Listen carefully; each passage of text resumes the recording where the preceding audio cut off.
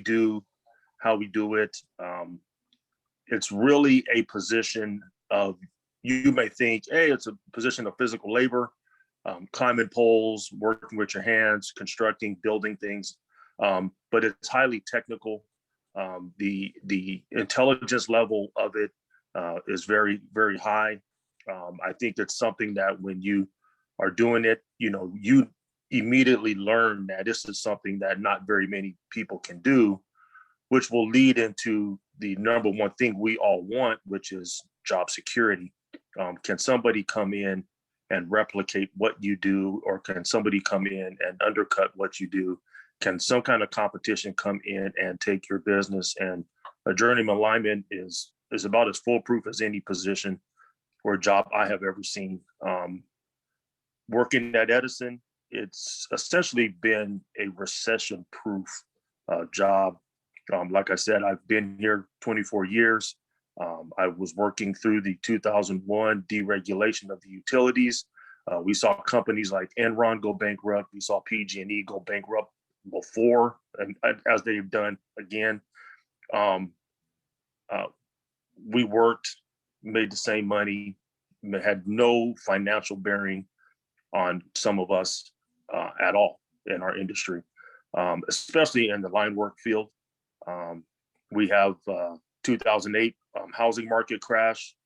I made just as much money as I ever have during that time. I had no slowdown in cash, no slowdown in work. Money was the same, or even better. Then we come to today, and we're in a global pandemic. I work just as much or more than I ever have. So we've got three, just in my 20 years, three severe market downturns, economic downturns, to where people are seriously impacted. People's lives are seriously changed, whether that's from a health standpoint or financial standpoint. And our position it's a foolproof position.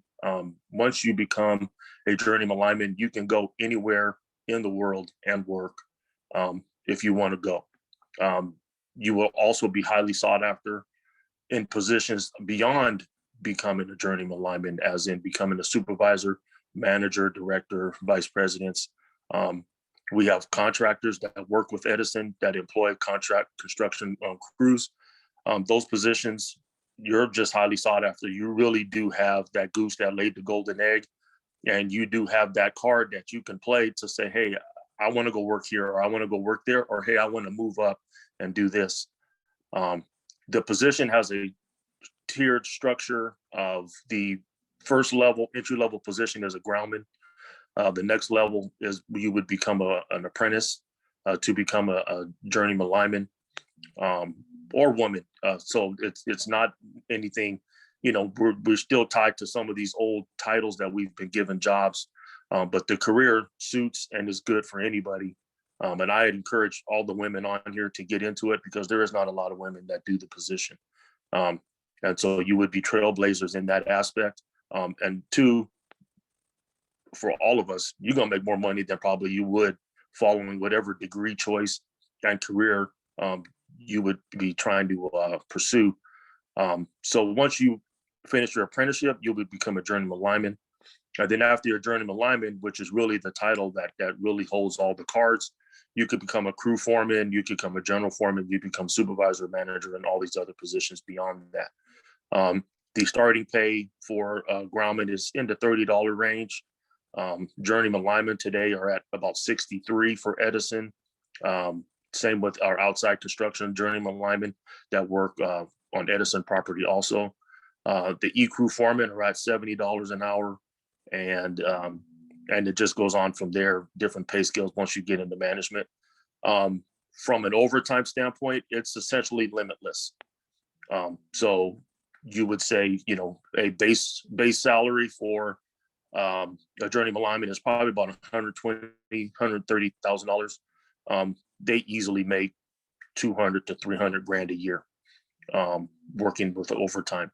So like I said, it's a rewarding career. It's a lot of hard work. It is a lot of long hours, just like an RN or a police officer or a fireman. but there aren't many jobs where you can start off and say, hey, okay, I'm at the ground level, I'm just entry level. But if I persevere, work hard, and I keep working, I can progress into a position that I have a job that is going to pay me a six-figure income of 300,000, 200,000. I know the highest I've seen some people making $500,000 as a foreman. That's on our outside construction, and that's an employee at Edison. So the extremes are high. I've been at Edison 24 years. I've gotten a raise every single year through our union negotiated contracts every year for the 24 years I've been here, whether that's job progression raises in addition to yearly across the board, all union positions have gotten raises. So you're talking about 2% to 4%, probably about a 3% on average every single year. Your pay is bumped up about 3%. So it really is a great, rewarding career. You're very proud. We're all very proud of what we do, building power lines, maintaining the grid. You get to help people. People's power is out. You go out there, you fix it. You know, the majority of people are extremely grateful when we show up, we do our work, and thankful that, you know, we restored power. As the pandemic hit, we found out we were highly essential. That we were the people that were allowed to keep working because we have to keep people's electricity on. And so it's an ever-changing field. If you want something that challenges you intellectually, I think that was my issue when I first joined Edison as a meter reader. I wasn't getting the intellectual challenges that I was seeking. But I didn't know that becoming a journeyman lineman was going to do that. But that's exactly what it did, because it is complicated at times. You do have to think. You do have to use your brain. You got to use some kind of, psychology. You have to visualize. You have to construct. And so the process of keeping you intellectually challenged, psychologically challenged, emotionally challenged, you get to fulfill all those things. And you really don't realize that job is going to provide that kind of stuff for you. But it really, really does give you some challenges to keep your juices flowing. And then if it no longer does that, you can pursue higher ranking positions. So like I said, after that, if you want to pursue supervision and management, you have exactly what the utility sector wants. You understand how to run and operate the system. And that is a gold nugget that the majority of people, even though they work in that field, that they won't learn, they won't get it, they won't have that experience you have. So you will have a leg up on other people that may be going for that position. Your vast knowledge of our system and how it works, how to build it, it's just irreplaceable. The only people that will really be able to compete with you are other people that are journeyman line. Thank you so much, Tyrone. I want to interrupt you for a moment because we only have a few minutes left in this breakout session. And so I do want to, I did ask in the chat if anyone has any questions to go ahead and just put your question in the chat for me. In the meantime, and this question is open to Patricia, David, I know that you're busy. I don't know if you have an opportunity to answer this question, but for the students who are in this breakout session, they would probably like to know what are some of the skills that Edison or just this field, this sector in general is looking for when they're looking for good candidates? Well, first I'd just like Ty maybe to kind of share what that particular job skills that in his craft that we look for, because his conversation was still fresh in their minds, and I think he might have some intel, and then we can go into Elizabeth and myself and Pat. But please keep in mind we only have about 3 minutes left before we'll switch to another room. Well, Ty and them make the most money, so. So mechanical aptitude is really the main aspect of it. We do have math because it is electrical theory that we are working with. So we have math. And we do things to make the math simple. So we obviously can do algebraic formulas out in the field as we are constructing some pieces of equipment. but usually things long before I ever got involved, people much, much smarter than me have developed rules of thumbs that we are able to apply that make for just quick mathematical arithmetic as opposed to algebraic equations. And your math comes out pretty much spot on with the numbers, and it's accepted industry wide. Any other skills that they want, honestly, is your attitude really is what propels you. The willingness to work, you're going to work long hours, your ability to learn, your ability to flatten your curve on learning new material and learning new things. The beauty is it's an entry level to get into, and a lot of the things you need to obtain, you're going to get paid to learn those things. So as opposed to, not to knock college, but as opposed to learning and not getting paid and then trying to display what you know, you're going to get to learn on the job, get paid while you're learning.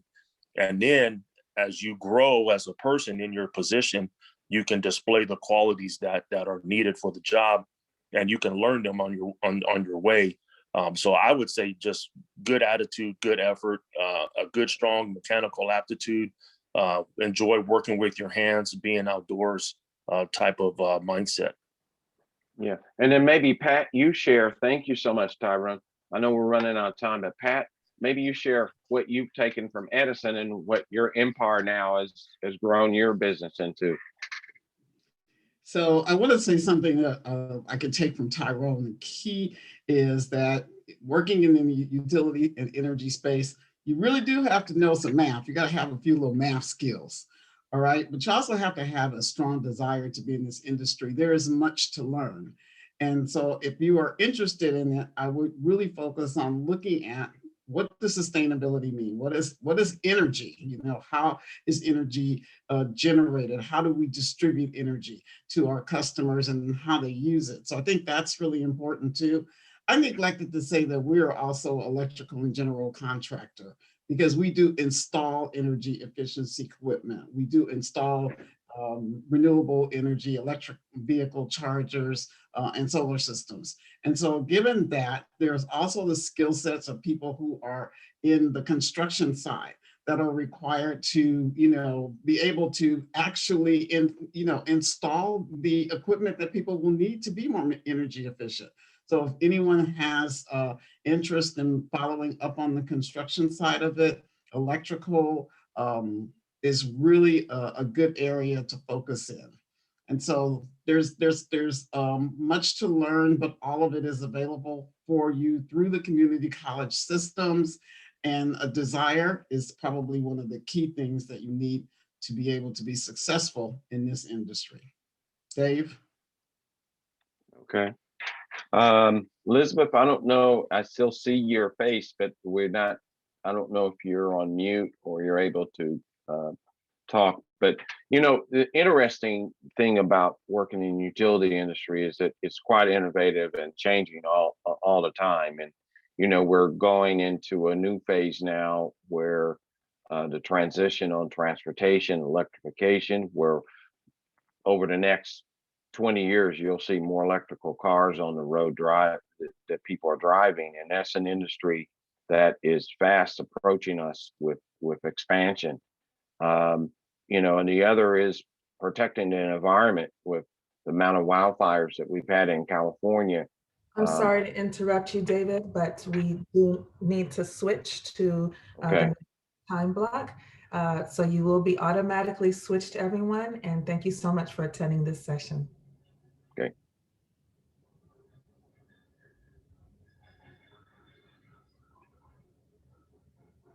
You can continue talking if you'd like, David, but just know that in the middle of you talking, we might be switched.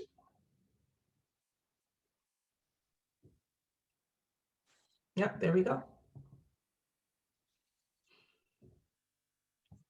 All right, so Hold on, Tammy. We're still waiting for everyone to get switched.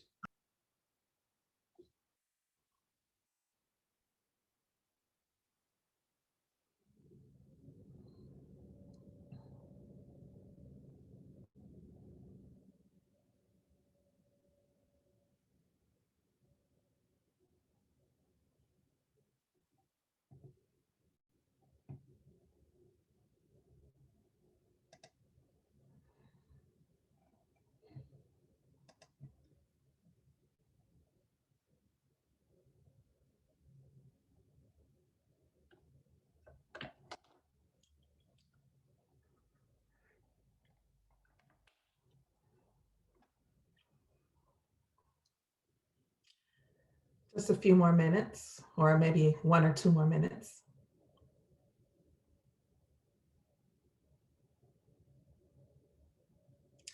Jay, Miss Elizabeth Araya should be with the utilities. Miss Elizabeth, are you able to see the invitation to move the rooms? Yep. You should see it coming up on your screen soon. Thank you. Okay, Dr. Brooks, you are ready to go. All right. How is everyone? So, and first of all, you guys do not have to call me Dr. Brooks. You can call me Tammy. I'm not caught up in titles. I actually prefer to be called Tammy. So today we're going to talk about psychology as a career, and I'm going to kind of talk through some of my slides instead of reading through them, and I really just have them here so that I make sure that I cover certain areas. There are a few slides in here that I'm not going to get to just for the purpose of time, because once I kind of get to talking, I want to make sure I cover the things that are really important. And so the first thing I want to do is just kind of define psychology.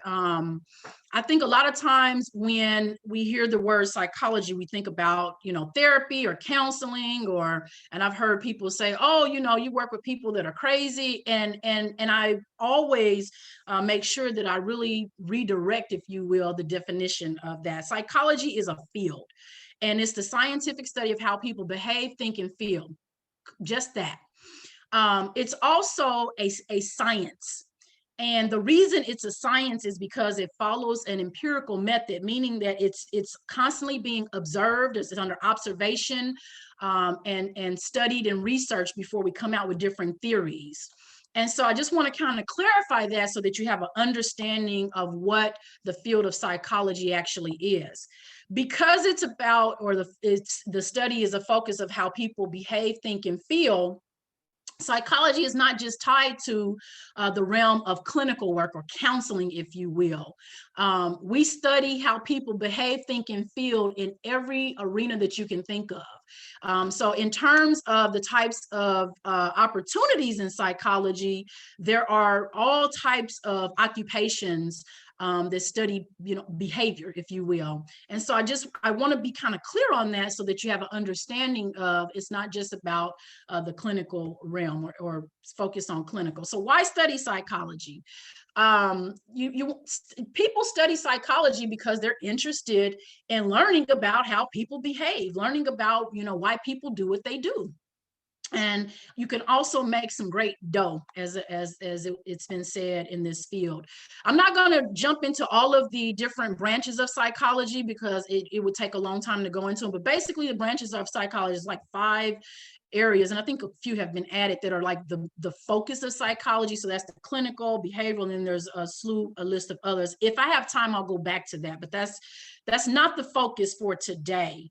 So I'm going to move to I'm not going to talk about the personalities this study. I want to just jump into the degrees associated with the field of psychology, because this is the area where I think it matters most for you to understand if you're looking at going into this field, what you might want to start with. So the different degrees in psychology are the associates, the bachelor's, the master's, the doctorate. And I put psychiatry here because oftentimes I'm asked, oh, do you prescribe medication? And I say, no, the psychiatrist does that. Or people might get confused with psychiatrists and psychologists and the difference between the two. Psychiatrists actually attend medical school. They are medical doctors that have a focus on behavioral health, behavioral medicine. Psychiatrists prescribe medication, and that's why they go to medical school, because they prescribe medication, but it's medication specifically focused on mental health behavioral medications, or psych medications, as we call them in the field. And so the difference between a psychologist, a licensed psychologist, and I'm going to talk about licensed, registered psych assistant and all that in a moment. The difference between psychiatrists and licensed psychologists is a psychiatrist is a medical doctor. They actually go to medical school. So if you don't take anything else away from here today, you now know the difference between the two. And so that's why I put that here, because I really wanted to clarify that today. because I oftentimes get asked that question. So let's talk about the associate's degree. With an associate's degree, this is generally a 2-year degree that you can obtain at a community college. Generally, the curriculum looks very similar across most colleges, where it provides you with a foundational toolbox of knowledge and skills to do entry-level work, excuse me, in the field of psychology. And a lot of times, individuals with an associate's degree might work as a peer support, peer advocate. Maybe they work as a peer counselor in a group home setting. And right now, with this pandemic going on, the field, anything social services, mental health, has really taken a big boom in the industry, if you will. People now recognize that this field is very important. Psychology used to be a very stigmatized area where nobody really wanted to talk about it. And if you had a therapist or you saw a psychologist, something's wrong with you. And now this pandemic has woke everyone up to the reality that we have to take care of ourselves. Most of us were already dealing with a lot of stuff that we were able to suppress and not deal with because the busy lifestyle allow us to ignore, right? And so when you're now sitting home in front of a computer all day, there's a lot of time to kind of think about or deal with some of the things that have been suppressed. So psychology, or the field of mental health in itself, has really blown up in terms of self-care and not being stigmatized. With a bachelor's degree, this is a 4-year degree, curriculum, again, pretty similar across the board. With this degree, it gives you an opportunity to move up a little bit in the field, where maybe instead of a peer advocate or a peer counselor, you might be working as a case manager. Depending on what your bachelor's degree focus is, you might work under someone that's master's level and provide counseling services under someone. There's a difference between therapy and counseling. Therapy is the opportunity to actually diagnose and treat a diagnosis, where counseling is more of a supportive role to help people function day-to-day living, more daily living. And that's kind of the difference between the two. And so a bachelor's degree would allow you to probably work more doing more counseling, which is not the same as clinical therapy. And then we have the master's degree, which is a 2-year degree. With this degree, the master's degree, generally you have to register with Board of Behavioral Sciences or Board of Psychology, but in the state of California is Board of Behavioral Sciences for a master's level. It used to be Board of Psych, but I think Board of Psych is now only focused on doctorate level degrees. And so you register so that you can obtain the hours, because generally individuals that obtain a master's degree are interested in working in the clinical realm of psychology, meaning that they want to do clinical therapy. And so before you are able to finish the degree, there's a certain amount of clinical practicum hours that you are going to do in the field under someone licensed and under your department chair in your program. And then once you're done, you work as a MFT intern or intern until you finish your hours and become licensed. And licensed meaning that you are going to sit for the state exam. And so I've actually known a couple of my colleagues that have master's degrees in the field of psychology that did therapy and then decided, you know what, I don't want to focus on clinical therapy. I really want to focus on workplace. I want to work in corporations and design trainings, because in order to design training curriculum, you have to understand people and how people learn. And so you're still, again, observing behavior. And so I've also had colleagues that go in and work as consultants and facilitate different trainings. So it really just depends on what it is that you're interested in. And then there is what I call the doc degree. And under the doctorate degrees, you have the PhD, the PsyD, and the EDD.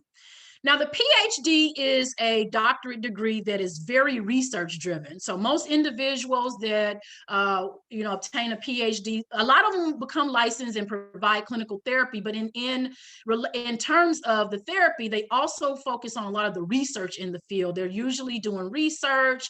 They write in the field, publishing, if you will, because that is really what they're interested in is the research. And then you have the PsyD, which there is some research component to it, but it's more, the PsyD is very applied.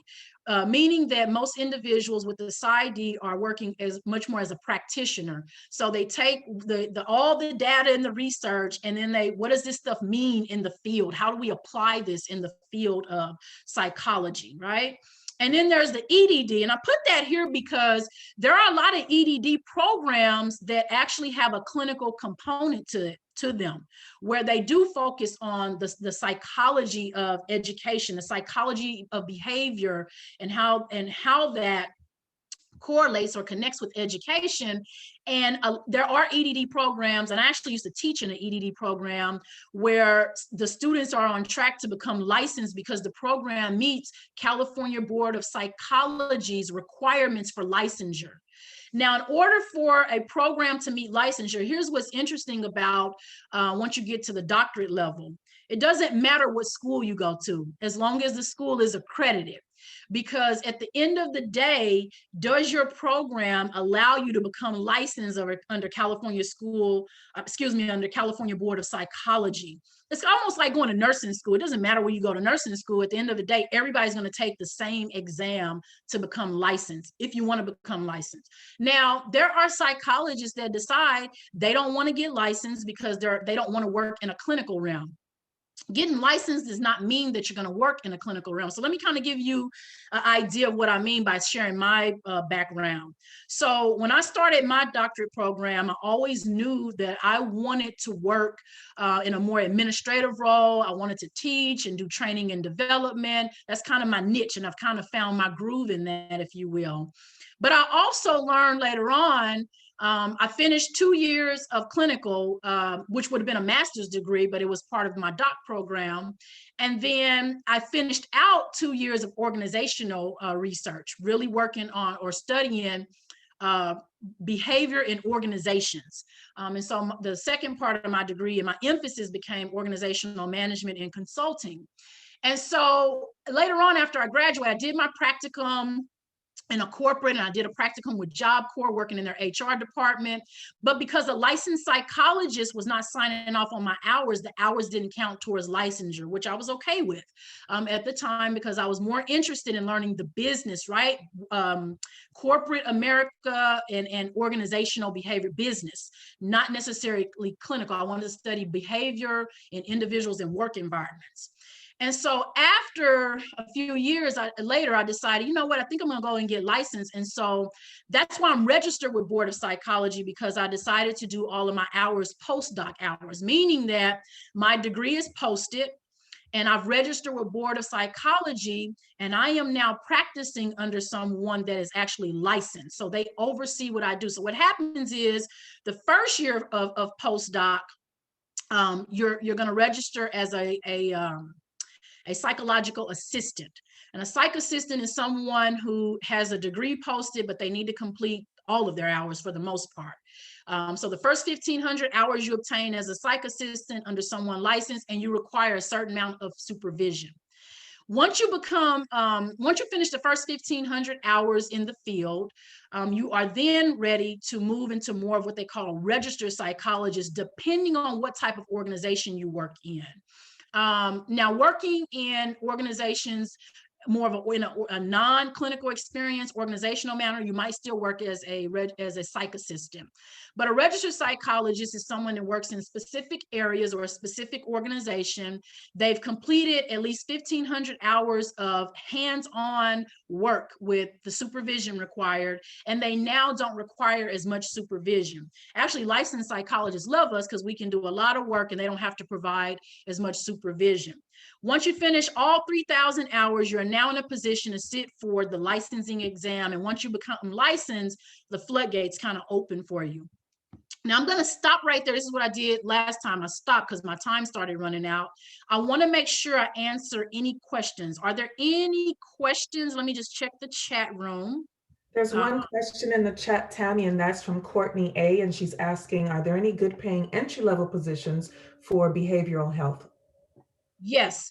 So first of all, I want to ask you, what do you call good paying? Because I think in terms of, where you live, that could be a yes and a maybe. So Courtney, if you want to unmute yourself, you can actually unmute yourself so you can communicate. Yes, I'm here. I have my son in the background. He's virtual learning. But I was thinking about entry level positions that pay around $20 to $23 an hour. I notice a lot of times in technical jobs or jobs like with facilities and stuff like that, where it's like a lot of logistics, they tend to start off like that. And then you can kind of build yourself up through experience. I was wondering, is there anything and behavioral and social science that's like that, more specifically like in data collection and working with companies that might need to study a specific group to model a product or something like that. I don't know what degrees you would have for those type of fields and behavior and social sciences. Yeah, so one of the things that I've learned since I, initially started my degree program, when I first came into the field of psychology, I knew I didn't want to do just clinical work. I wanted something that was more innovative. And what I learned was a lot of the traditional schools offered traditional programs, clinic or psychology focused on clinical work. And let me just clarify something too. There's no such thing as a licensed, clinical psychologist per se, or a licensed forensic psychologist. And I got this straight from Board of Psychology. You are a licensed psychologist when you get licensed and you develop a area of focus by way of your curriculum and training. And so a lot of schools actually train or prepare psychologists in terms of mostly clinical, unless they're going into IO psych or something more marketing psych. But when you get to the doc level, psychology is psychology, and the licensing exam covers everything psychology. It's not a clinical exam. So to your question, Courtney, I kind of give that background because in terms of the doctorate degree kind of being very broad, there are now opportunities that are more entry level that are very broad under that field as well for individuals to kind of get their feet wet. So when I first started working or did my practicum at Job Corps, it was an opportunity for me to really go in and learn more about organizations. But I also learned that there was opportunity to partner with other individuals that might not have a master's degree, but may have a bachelor's degree that wanted to do the work as well and learn more about the field. And so those opportunities are now starting to become created in organizations because they realize that this area is a growing field, if you will. And everybody's not going to go and get a doctorate degree. You don't have to have a doctorate degree to do a lot of the work that we do per se. But now getting licensed, you do need the doctorate degree. You definitely need the doctorate degree to do a lot of the assessments. Let me kind of give you guys a background too, in terms of when people think about psychology, master level versus doctorate level. As a licensed psychologist and someone with a master's degree, so a master's level individual cannot call themselves a psychologist in the state of California. They have to represent themselves as a master level therapist or clinician or whatever their title is. You can't call yourself a psychologist in terms of if you're not licensed. So you're more of a professional psychologist if you're working in the field with no license and not registered with board.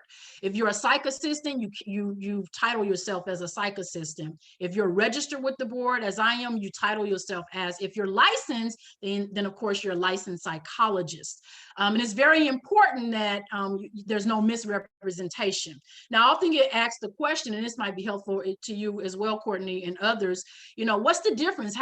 What's the big difference between getting a master's degree or a doctorate degree? Here's the difference. A licensed psychologist with a doctorate degree can conduct a lot of testing and assessments that master level individuals haven't been trained to do, and they cannot do. So you can take, so I'll give you an example. I have a friend right now that has a contract with the VA. And she's doing some assessments for them. It takes her about 20 minutes per assessment, and she bills $200 for every assessment. I want you to just kind of think about that. And she's doing assessments probably on a daily basis, and also doing some clinical therapy where she's got a Kaiser contract, and I think she's probably billing Kaiser maybe $215 an hour. So the amount of money that you can make in this field, it really is generous. My supervisor has actually taken this field, and so he has two offices, and he's interested in opening up another one, but he also has a couple of hospital contracts where he literally places registered psychologists in the hospitals, and we work under him, or in other areas. And he's got some nonprofit contracts as well. And we work under him, obtain our hours, but he is able to bill certain insurances at a certain hourly rate because we can do the work, and he can bill with our registration numbers. And then after he pays the bills, if you will, and I'm talking about the bills, the business bills and everybody working under him, he's probably bringing home about $400 to $450 a year. And I want you to kind of think about that, because most people don't think about what you can do in this field. And when most people think about what you can do, it's usually with a focus on just doing clinical work. Now, I have some other colleagues that work in the field of psych where they're more focused on doing work that's more organizational driven. I'm sorry, I didn't want to cut you off, but No, I have go a for it. question about what you were just saying. So you're saying that there are psychologists that need to be basically licensed psychologists to kind of work on their own, to like partner with organizations to run like testing or analysis that would help them like build their product or their service to kind of help the community that they're helping. That's really where I want to go with it, because I notice right now there's a lot of systems out there that are supposed to be helpful, but they don't actually help how they should. So I know that I guess eventually there'll be psychologists or doctors or people that are going to be coming in to study this. And I don't know, like, how these people are going to be picked. Like, what's the criteria? Do you need to have your master's? Do you need to have it like PhD, or like what steps to get you in that position to say, okay, we should have these type of 5 questions and we need to administer these questions to this group of people, and then we'll get a kind of ballpark information. Yeah, it really depends on what it is you're interested in doing. There are certain things where you do have to have a license to do. There are certain, so as a registered psychologist or a working under California Board of Psychology, when you're connected to Board of Psychology, they limit a lot of things that you can and cannot do as someone that is not licensed. Like, you can't technically call yourself a consultant, but if you're not going towards licensure, you can call yourself a consultant, right? So there's a lot of red, and it would take me all day long. This workshop could really go on because there's so much to cover in this area. And so it really, Courtney, depends on what it is you're interested in doing. There are certain assessment tools. So for instance, you have psychologists now that focus on a career psychologist that really focuses on helping individuals as in terms of coaching, helping them identify what it is they're interested in, personality type. There's all types of assessments that you might administer. And some of those assessments you have to be trained in. Some of those assessments you have to be certified in, right? And so there's a difference between being trained and certified. And so it really just depends on what it is you're looking at doing and what it is that the organization is requiring. So to your question, there are opportunities, but to just say, I want to do this, you have to be able to speak the language, have the knowledge and the skills to do the work. Does that make sense? Yes, it does make sense, but a little bit unsure about like what realm would I take. So specifically, I would want to work in like racial inequities. And then I know there's a lot of nonprofits and stuff. I'm actually working with one, CalWorks in California, and they have a board of members, and some of these people are teachers and social workers. I don't know if they actually have a specific psychologist that works with them to administer like just like to get data from the population, and then from that data work with policy changes. I don't know. I feel like that's psychology, but I don't know, because it's not clinical. It's not like the Yeah. actual diagnosis of one person. Maybe that's more sociology. I don't know. Yeah. Well, here. Tammy, before you answer that question, just Mhm. know that we're automatically going to switch to the next session in about 1 minute. Okay. Uh, Well, it just, again, it depends. I actually dropped a link down in the chat room, so you guys might want to capture that link. This will give you a better understanding and idea. If you go to APA's website on the careers, APA has even expanded how they are inclusive of all of the different areas of psychology. So this industry is booming. I want you to know you can make some money. I'm not licensed and I do very well, and I'm not bragging. I've been very blessed because I've had some great mentors around me. Dean Dalmage is actually one of my bosses and one of my mentors, and she challenges me in the educational realm. So there are things that you can do in this field to make some money and also continue to grow. It just depends on what it is you want to do in this field. So I encourage you to do some more research, and I'll actually drop my information in the larger room so that you can contact me if you want to sit and have more of a one-on-one conversation. Yes, I'll take down your information now. And if it's possible, I can also leave you my email too, so you know it's me. I'm gonna send my number right now. Okay, thank you. Anyone else have any questions? I don't want to jump in anything else and then we get cut off. Feel free to jump in, and when we get cut off, we'll just get cut off, and everybody will understand. But I know that we don't have any more questions, but I like how, Tammy, you went into the entrepreneurial side of this industry, because that means that there's not only the traditional pathway, but there's that entrepreneurial side where you can make your own hours, you can work when you want to work, so to So speak. I'm just pulling this up, Sharon, to kind of, you can keep talking. It just kind of, you guys can capture the website, but here is, and I actually have a list of 100 jobs for psychologists, and you'd be amused. I sent it to my father-in-law. He's like, oh my gosh, I didn't even know this existed in your field. I said, yeah, nobody knows what we do, but there's so much you can do in this field. And like Sharon is saying, you can be an entrepreneur and do very Thanks well. so much, Dr. Tammy. We're going to move you. We're actually going to go ahead and switch off to the next one, Tammy. So we'll save that one for next time. Well, I was enjoying that. Wow. Do we have a break before we jump in, or do we, Dean Dalmage? Well, we technically have about 1 or 2 minutes.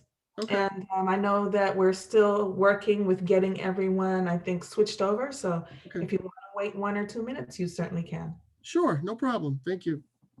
And I'm sorry, I don't have any elevator music to play. All good. How are you guys enjoying the event so far? Very well organized. I'm enjoying that. I think it's much easier to move the panelists than everyone else. So this is the first time I've been involved in this method of switching between panels. So I think it's much easier. So well done, well coordinated. Well, we're ready to go ahead and start if you are ready to. Absolutely. Good morning, everyone. Thank you for sticking in. I know it's your third session. I hope you get something out of it. This is really an opportunity for me. I love to share. I love to create, a path, or, helping students with their journey to get on their path. And so I did share a little bit with you earlier this morning in my speech as we kicked off the program. But I want to share a little bit with you, a little more in depth, since we have a little more intimate setting, and hopefully we can hear, a few questions from all of you. I just asked for at least 2, engage, give us at least 2, because, we have so much to pour into you, and sometimes in 10, 20 minutes, you may not get all of that. And so, definitely find the value in what we have. So I'm going to share my screen just briefly, because I did talk about my mentoring program that we're launching. And so, although it hasn't started yet, we will have a kickoff very soon here, and we're going to share with AAOI those dates, and we'll make sure that if you want to participate, you have that opportunity to participate. Dr. Berry did share that the information for AAOI in the chat, so make sure you write that down. But this is a sample form of the Facilities Planning Development Mentorship Program enrollment form, and this is the student. I have an enrollment form for volunteers who would be the mentors, as well as the student or the mentee. You'll also see that I interchange student, mentee, and protege throughout, sometimes when I'm speaking. But they're all basically opportunities for you to engage with professionals, industry professionals. And I have a unique program that I'm offering where it's more of a mentoring and match based on what you find beneficial. And so this is just a sample form of what we're looking at. I'm still in draft. I haven't launched it yet. But we're looking at, looking for you to share with us what some of your interests are. I truly believe that community colleges creates this this atmosphere for you to explore, and you don't have to have all of those answers or be definitive on your major, where you have this opportunity to explore, because there's multiple routes within the construction and building and maintenance industry. You could go the certificated route. You could go the AA degree route. You can go 4-year and then, postgraduate terminal degree. All of those are available to you, and there are career opportunities that you can do very well with each one of those approaches. But what I also want to share with you is you could still end up at the very end of the terminal degree, starting at the very beginning and just going for a certificate. I've seen individuals who have explored engineering, electrical engineering, and said, I'd really like to be an electrician first, and going that route and becoming, working in the union trades and installing or maintaining electrical systems. But that doesn't mean you have to stop. It does definitely create an opportunity for you to have an excellent wage, and you can still grow within yourself and gain, knowledge units, expertise, skill level, where you can either, choose to go to be an entrepreneur, have your own business. You can choose to be an executive. You can choose, a career path that's unique to you. Because one of the things that I will share with you is, I guarantee with most of the professionals that you have come in contact today that are a part of this program, I doubt that any of us, and Dean Delmage, you can shake your head, you knew that this was the career for you when you left high school and went into undergrad. No, I had no idea my job even existed. Understanding what a vice chancellor was, or chief facilities executive. Wow, fancy title. It sounds great. But what does that mean? Technically, I'm really just a team member in delivering construction and ensuring that we provide, facilities that are welcoming, adequate, and meet the learning, create an atmosphere for learning and teaching. But I'm just a piece of that. I don't do it, but I'm a part of that process. I just happen to be the leader. So those are things that you have to look at and go, well, what are your skill sets and attributes? How can I best fit? Or where do I want to fit? And so it's really important to absorb, what's been shared with you today. Opportunities. Definitely, it's about making money. I think that this career path, if you choose something in construction related industry, you will not regret it. There are opportunities galore. But I don't want to talk too much. I do want to have Mr. Aladanza share with you as well. McPherson? Again, thank you so much, Dr. Smith, for the assist. Thank you, everyone. Honored to be here. Yeah, these meetings go by quickly, so I'll try and be brief and strong. Main thing I want to say to particularly the students here considering, as Dr. Smith mentioned, I've been in the solar industry for about 12, 13 years now. Started essentially in 2008 when President Obama came into office, and it changed my life. Essentially, I had a full career from the time I met my wife in college, and worked for a number of Fortune 500 companies and corporate and operations manager. And then 2008, the big recession came. I know, again, some of the younger people, you guys were small, you'll remember that. And while I was on unemployment, I just had an interest in solar. I took my first solar class through work source development, and I fell in love with it. And I went hard in the paint. I racked up as 10, 12 certifications, anything related to green construction, renewable, solar, knapsack, all of the above. And in the course of me doing that, I realized that solar is a subdivision of the electrical trade. And I realized for me to maximize my career span option, definitely becoming an electrician would be the most valuable investment, initial investment, because it's a lifelong thing. I'm still in school as we speak now, still always adding certifications and education and skill set. It's a lifelong pursuit. But I went back to school, went to electrician school, became a journeyman, worked my way up. I've installed hundreds of residential systems, tens of commercial systems, and I've commissioned megawatt solar farms, close to 800 megawatt, almost a gigawatt. I know that number doesn't mean much to most of you guys, but to put in context, a single 100 megawatt solar farm can power 30,000 homes. And I've done close to 800, about 8 of those. So, and the main thing too with the solar industry, it's changed my life in terms of giving me options. I literally get job offers, get recruited around the country, around the world. In fact, Tesla reached out to me again for the second time. I've done some projects for Tesla. I did one about 3 years ago in McAllen, Texas for them. I led some of their teams, worked with their engineers. We had to remediate a big rooftop system. But my point is, from SunPower, Sunrun, Sungevity, all the companies in the industry I work for. And right now I'm in a position where, I'm also have a small little solar company. So I'm an entrepreneur, in addition to be able to work for other organizations. So it's a beautiful thing. I think I'll leave it there for now. Well, I'll ask a question, and that is that even for someone like myself, if I were starting over and going back to when I was, undergrad age, right? What would you say to someone who has never thought about going into construction or utilities or solar?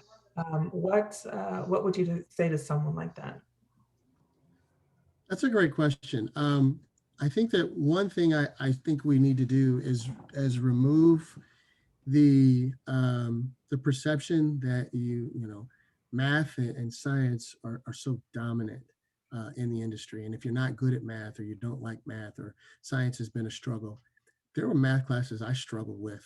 And I thought, I was the greatest, I had a math minor, and I still struggled. And when I got in the industry, I recognized that calculus doesn't matter.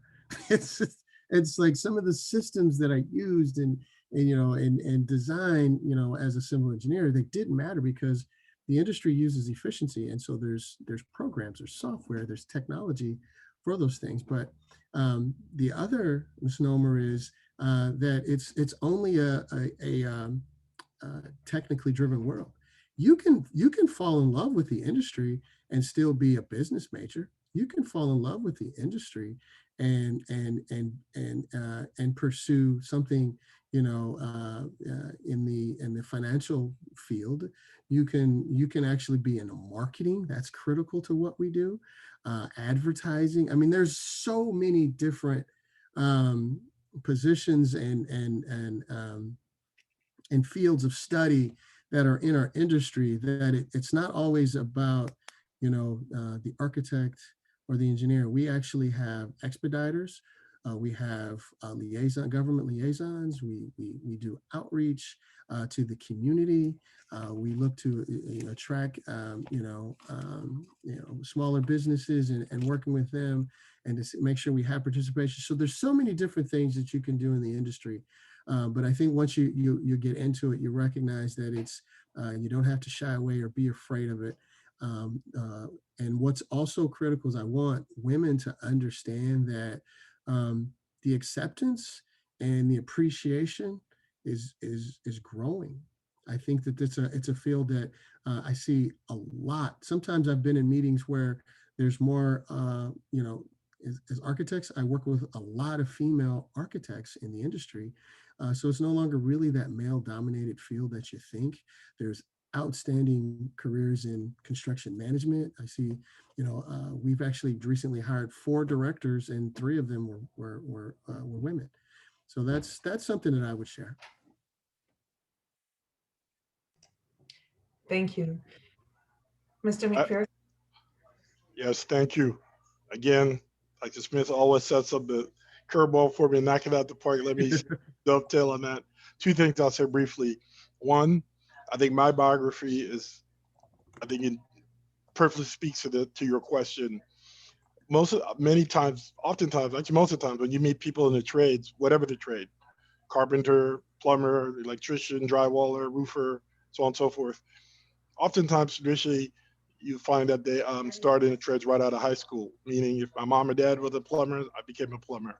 And so to your point, if I'm in my 30s, I'm an adult and I'm thinking, I don't know anything about the trades, I'm completely intimidated. Well, here's exhibit A. I got into it in my early 30s. So this is a second career for me. I had a full career in operational and corporate management positions. And my dad was a tradesman and he dissuaded me, right? Because, I'm a first gen American. I was born in the U.S. Virgin Islands. My parents immigrated from the island of St. Lucia. My dad was a pipe fitter welder. He came home stinky with work boots. He didn't want his son having that life. He wanted me to have a nice corporate white collar job. And I've done that, right? But I will be honest with you, I've been more fulfilled in this career path than anything, particularly when you build something.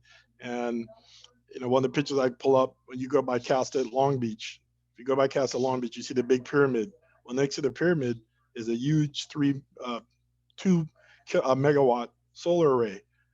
Next in Casta Long Beach is, well, you're looking at the black man who built that whole thing. I brought that whole site online. My biggest problem, thing on my resume, Apple's new Cupertino headquarters, the big donut, the $5 billion campus. You're looking at the guy who was the first commission manager for SunPower, who brought that online. So being able to, and then now as an entrepreneur, being able to have my own product. So I would say, no, you can start at any age. And also too, shout out to Black Girl Magic. When I was at SunPower, the largest, still today, photovoltaic solar farm in the country, is going to be overtaken. It's in Lancaster in Los Angeles. It's called Solar Star One. It's owned by Warren Buffett. SunPower built it. That whole solar farm was designed and lead engineered by a Black woman who I met at our corporate headquarters. So shout out to the sisters. There's absolutely a place. I haven't met a lot of female electricians in my career, but the ones I've met kick butt. And the truth is, if you come into those spaces that are quote unquote not traditional, you can thrive. So I'll say that. One of the things that was touched upon earlier was the salaries. And so we know that money talks, and money is important to many people because that's how you make your livelihood. Can both of you talk a little bit about maybe some entry-level salaries, mid salaries, et cetera? Absolutely. One of the things I think is important is your salary is dictated by your years of experience and certifications or degree. And there's a lot of certifications that can be obtained in this field, and it could be, those are opportunities for you to say, hey, I'm a lead, accredited professional. I have a certificate in project management, or I'm a project management professional. So all those things do matter in the industry, and they add $5,000 or $10,000 a year. But just starting out, I think that it's important to know that typically engineers, for me, I have two nephews that followed in my footsteps. One went directly into construction management out of school. Another went right into mechanical engineering, and they both, within 2 months of graduating undergraduate degree, they're making $70,000. So those are starting salaries that are great, to where in a year or 2 years you're making 80, and then in 5 years you can be making 6 figures. But that doesn't that takes the recipe to that includes internships, volunteering opportunities, creating a resume that's very attractive, even if you have no experience. You got to start with putting those relative courses or coursework that you've completed there, any training that you've had or consider, or even volunteer work that you've done can be placed on your resume. Christian will talk about it. I'll talk about it. The recipe for you to get experience on your resume and to land a job right now making $15 or $20 an hour is to volunteer. You go, you find an entity and you say, hey, they typically hire interns. This was another question, is how do you get that? Well, sometimes interns are, the internships, there may be 10 internships at a company, but 1,000 people are applying, right? So it's very competitive. But guess who's not, going back and saying, hey, I'll do this for free? 900 people. But you can be one of those to say, hey, look, how about if I volunteer? I'll just give you 1 day a week. Just get my foot in the door. Now you've created a relationship. Not only have you created a relationship, you're learning and you're adding that on the job. You have senior leadership recognizing that you're willing to do something for free. And in short, people have landed jobs, $15, $20 an hour. They're permanent, not necessarily interns, or you fly right into an internship that opens up before anybody else is given an opportunity to interview because you're already there. So always consider volunteering, especially if you have a desire to work at a specific place.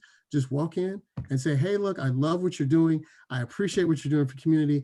I have an aspiration to be an architect and I would love to work for you. And can I volunteer? I know you don't have any job openings right now, but I would just love to learn from you. You all have spoken about a little bit about education. We've spoken a little bit about salaries. Can you talk a little bit about what employers consider soft skills? And sometimes applicants and students don't really know what that means and how important it is, and can sometimes be the difference between you getting that job, getting that internship, and you not getting those opportunities. Can I go first on that one, Dr. Smith? Again, perfect question. And the reason I want to go first is I'm literally just going to extend what Dr. Smith just said, just expound upon that. Particularly is that willingness to be hungry and to go out there and think outside the box and say, I'm willing to do this for free. You can't even begin to quantify how the effect, the benefit of that. So for the young people, I'll give you a insight into the trades. And this is uniform for any of the trades. But if you're talking about electrical, solar, so that's the context. One of the things we say is when you come in as a apprentice, we understand that you don't understand, you may have some certification, we went to school, you did the classroom portion, but we know you don't have any practical hands-on in industry. And I always tell many people in my career I've mentored and worked under and supervised, if you come in as again, I'm going to use electrical as a trade, but this is again uniform training. You show up on time, got your pants sagging with your tools, and you say to your foreman, hey, Mr. Rubin, what do you need me to do? Oh, hey, Mac, well, I need you to go clean up this truck, do this, there, grab my tool. You do it diligently, you do it quickly with enthusiasm, come back. Hey, Mr. Rubin, Foreman Rubin, I just did that. What do you need me to do next? Oh, okay. Well, Mac, why don't you go do X, Y, and Z, and you go do that with all the diligence and come back. I tell people, if you come with that attitude, it doesn't matter the space, the environment, that foreman, man, they're not going to get rid of you. You immediately make yourself invaluable. And because if you come with that attitude, that's the number one soft skill, right? Again, we know you don't know the trade. You don't know that, the hands-on yet. You will learn that. And to Dr. Smith's point, a lot of us are intimidated by the math. I was intimidated by the math. And you come to understand, yes, you just got to go through the classroom portion, but I promise you on the back end, you're not going to be doing quadratic equations at your job every day. But I think that's the main soft skill, that willingness to just come with a sense of humility, and I'm going to work and I'm not going to be denied.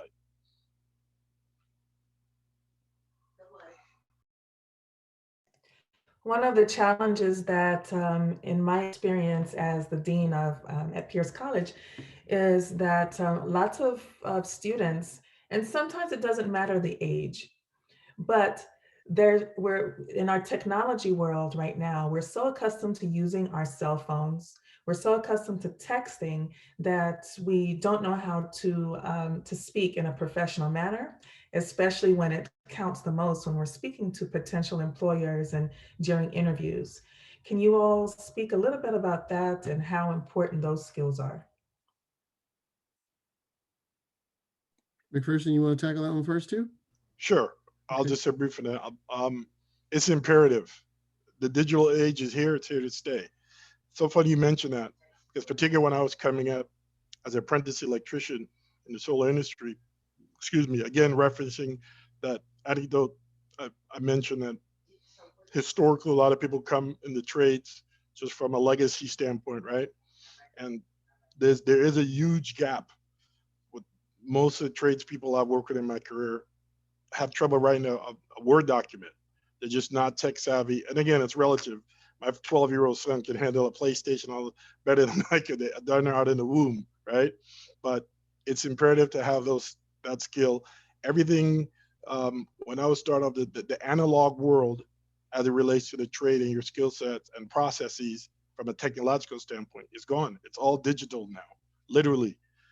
So I think that's definitely important. And all the schools that part of that Los Angeles Community College District, those classes are there. You just take advantage of it, and you will be good to go. So I'll give it to you, Dr. Smith. Yes, thank you. Excellent points that you just shared. It's really important that, people understand the simple parts of interaction, and that's eye contact. That is acknowledging that you understood, gentle nod or the shake of the head. You can follow up and confirm that you understood. That gives people that sense of comfort, especially when they've given you direction. You don't have to repeat it all the time, but I think those are soft skills sometimes managers are looking for. When you're in an interview, you want to make sure that you're providing a good handshake. Your phone etiquette is critical. That you want to make sure that you're balancing the tone of your voice based on the situation. Sometimes people are escalated. You have to de-escalate. That doesn't mean you escalate. So those are skills. Sometimes people, sometimes we take offense, but sometimes we don't understand what the other side of that is. And so, being able to manage in a business setting is just so important.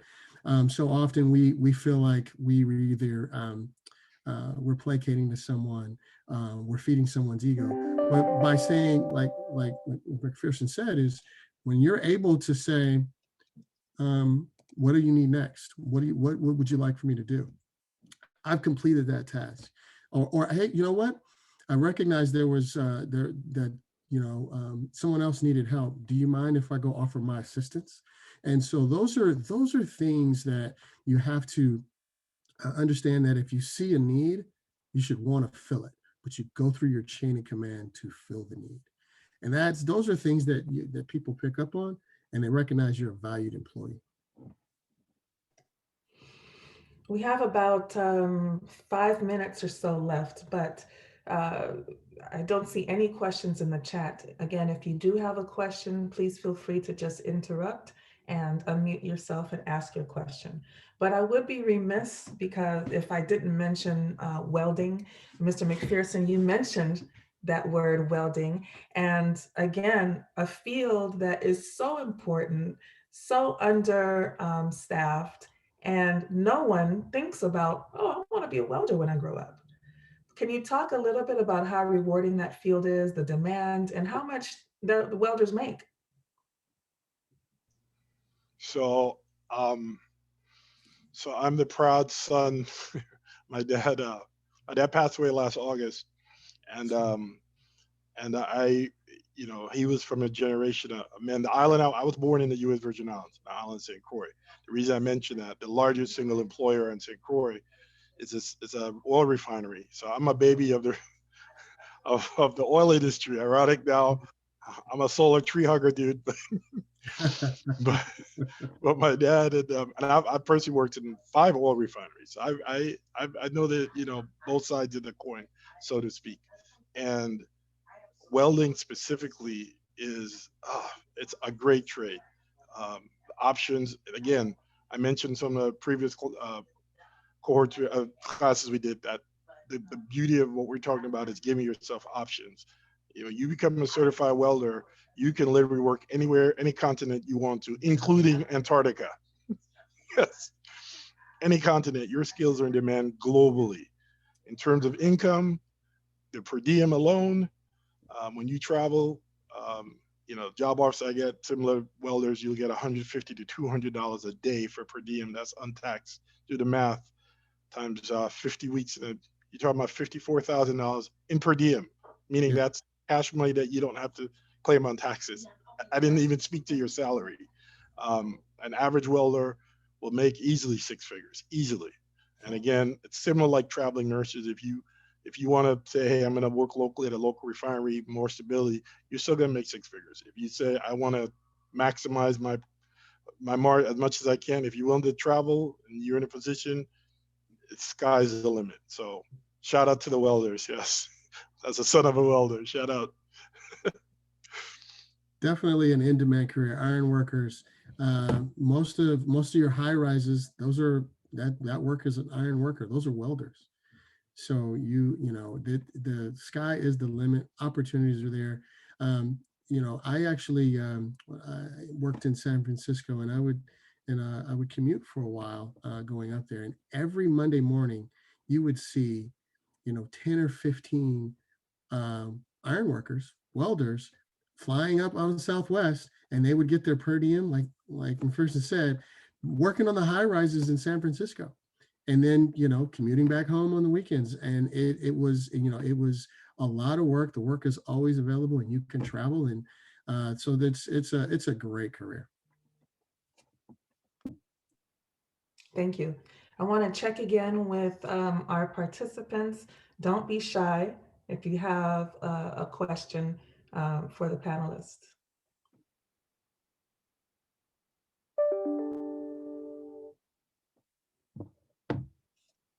So I think we're about to switch over to the closing session. So I'm just going to open it up for any last remarks that anyone might have before we get switched over. Thank you for participating with us and listening. Yes, ditto. Thank you guys. It's been an honor. If you have any resources that you'd like to share with participants, can you place it in the chat? I think that you both might have mentioned a couple of websites where participants can get additional information. Will do. I'll place one in particular for grid, and then a couple of YouTube videos. I think that's going to be very informative. Ernest, if you'd like to place your email address in the chat, or if you want to just send it directly to me, then I can provide you with additional information, or we can stay in contact as well.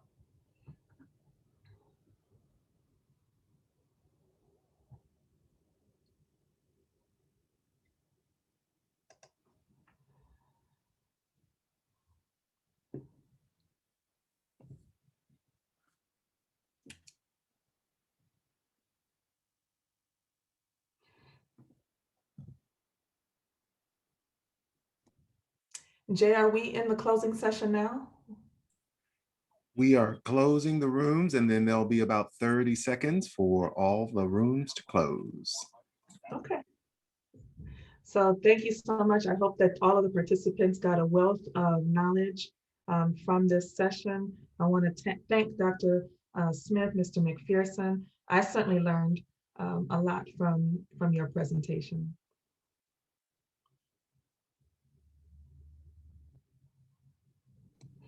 Welcome. Thank you.